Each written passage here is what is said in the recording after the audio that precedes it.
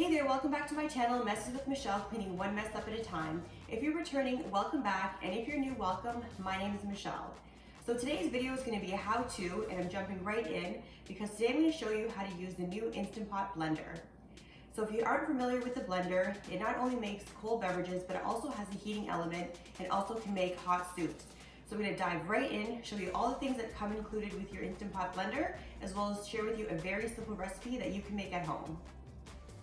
So before we jump in, for those who are new, as I mentioned, my name is Michelle and my channel is dedicated to DIYs, how-to videos, as well as lots of cleaning motivation.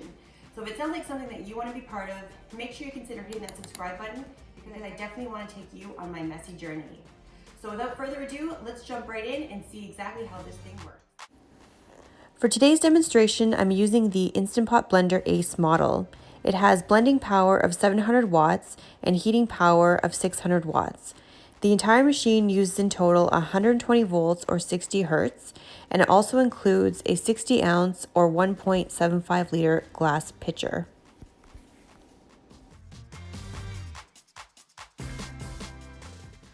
There's 8 blending programs in total, 4 for hot and 4 for cold. The cold options are smoothie, crushed ice, frozen desserts, nut and oat milk, and the hot options are puree, soy milk, rice milk, and soup. There's also a manual option for choosing high, medium, and low speeds.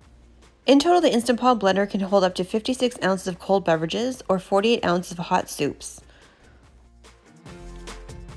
When measuring in milliliters, it can hold up to 1,400 milliliters of soup or 1,750 milliliters of cold beverage.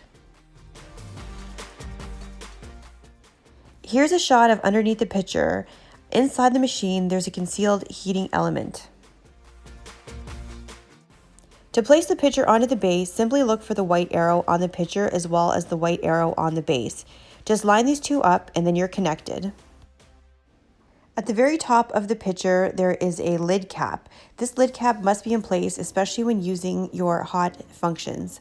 There's a silicone lid as well as lid braces that support the lid so it does not come off. So these have to be in place in order for the actual machine to work.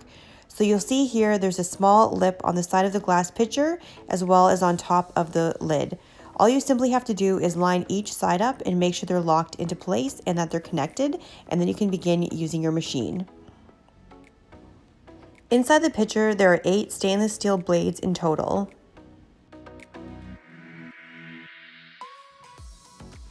Included with your Instant Pot blender is a complete manual of how the machine works, as well as blending tips, a strainer bag for when you're making your nut milks, a small measuring cup, a food tamper, as well as a small cleaning brush to clean out the blades. The food tamper fits directly on top of the lid. All you do is take off the top lid and then you just simply insert the tamper inside the machine, as you see here. The food tamper is just long enough to tamper down your food, but not long enough to hit the blades.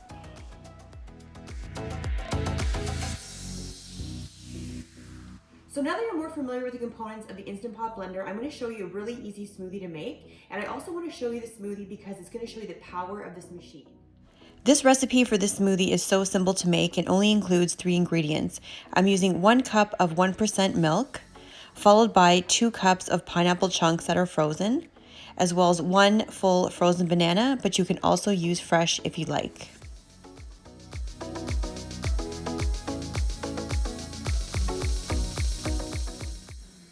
With all ingredients combined, securely close the lid and press the smoothie function. The smoothie option is already preset to 1 minute and 38 seconds. After 5 seconds, the blender will beep 3 times and begin. The blades will pulse intermittently as the timer counts down.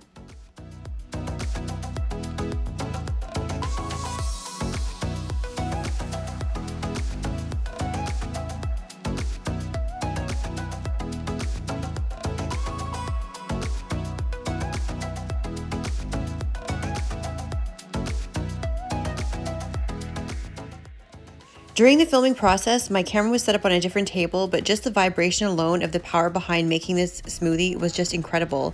It just shows how much power it was to make this smoothie nice and smooth.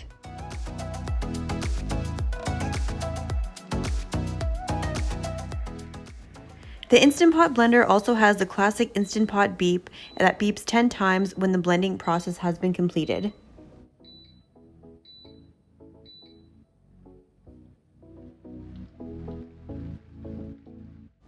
You can see the results of the power behind the blender because my smoothie is totally smooth. There's no chunks whatsoever left behind.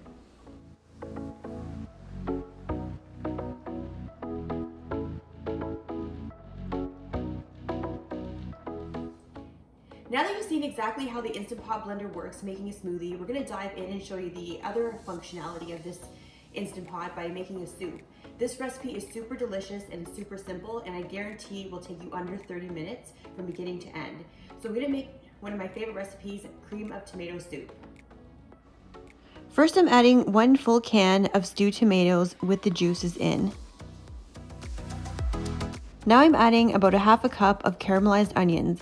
Now you can also use fresh onions if you like, but I prefer the taste of when the onions are caramelized.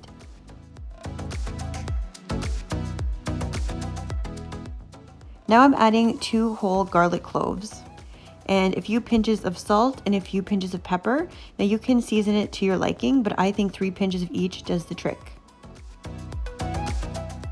Now this part is totally optional, but I like to add a little bit of kick to my soup, and I add a pinch of chili flakes. Now I'm adding 1.5 cups of chicken broth. With all ingredients now combined, I'm securely closing the lid. I'm selecting the soup function, and if you'll notice there's 2 dots. The first dot will allow you to cook the soup for 20 minutes, and the second option will cook the soup for 22 minutes. The difference being the second option, which I've selected, will have a more pureed type of soup that's nice and smooth. Keep in mind when you are using the soup function that the Instant Pot blender operates similar to the Instant Pot, where when you add all your ingredients, you still have to reach temperature. So you'll notice that you're slowly seeing the temperature rise, and also you'll notice that there's small intervals that the blender is doing as it reaches temperature. Once everything reaches temperature, which is 100 degrees Celsius, the countdown will begin.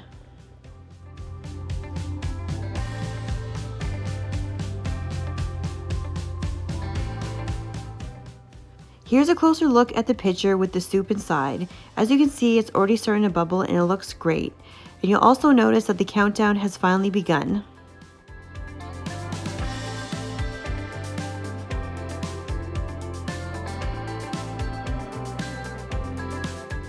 Alright, so my soup is cooking. It's at 100 degrees Celsius and we're about 10 minutes away from having the final product. You can see here it's just slowly doing its intervals of the soup. So I really didn't have to do anything. I just did a dump and go, which is great. As you get closer to the finish time of the soup, within 2 minutes, you'll notice that the intervals become more frequent. As you can see here, the intervals are becoming more rapid, as well as you see quite a bit of steam coming from the top of the cap. Now that the soup function has completed, the machine is turned off and I'm going to slowly add in a bit of cream.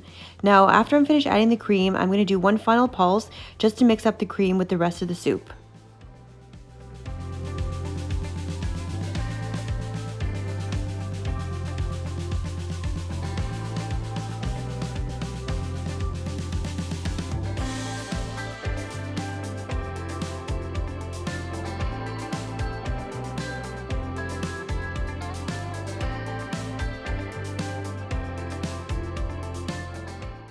You can just see the steam coming right off that soup.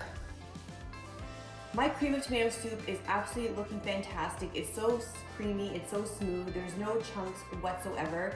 This machine is so powerful. So the last about 20 seconds or so, I believe it just constantly purees your soup, so this way it's nice and creamy. And you can see that the end result is absolutely fantastic. So now I'm going to move on to the cleaning process because this is also a self-cleaning blender. Now I use self-cleaning very loosely because I find personally that it does get rid of a lot of debris inside of the pitcher, but it doesn't totally clean the lid. So I like to use the cleaning function just to loosen up anything that's stuck on inside, and then I go ahead and I give it a good cleaning myself with a dish soap and rag. To clean the pitcher, add 1,000 milliliters of water followed by 2 to 3 drops of dish soap. Then you're going to press the clean pulse function, and then that's going to initiate the cleaning cycle. As mentioned earlier, the cleaning cycle doesn't totally clean the entire pitcher and lid, so you'll see here there's quite a bit of residue still left behind from the tomato soup that I'll have to rinse out into the sink. Since there's a heating element directly inside the pitcher, make sure you do not submerge the pitcher directly into water. As you'll see here, I'm just rinsing out with dish soap, as well as just rinsing out with a cloth, avoiding submerging the bottom or putting water on the bottom base of the pitcher.